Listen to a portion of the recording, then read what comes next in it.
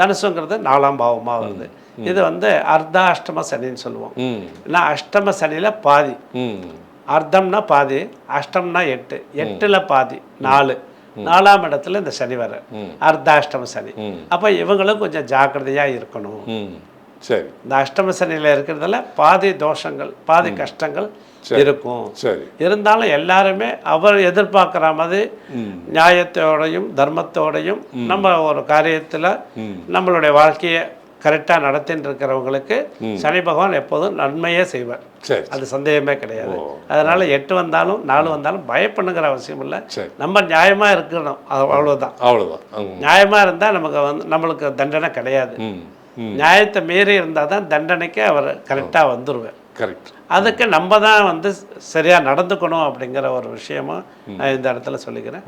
அதனால இந்த அர்த்தாஷ்டம சனி அந்த நடக்கிறவங்களும் அந்த பொழிச்சலூர் அந்த சனீஸ்வரன் கோவிலுக்கு போய் அந்த பூஜை சங்கல்பத்தில் கலந்துட்டு பூஜை பண்ணிக்கிறது ரொம்ப ரொம்ப விசேஷமானது.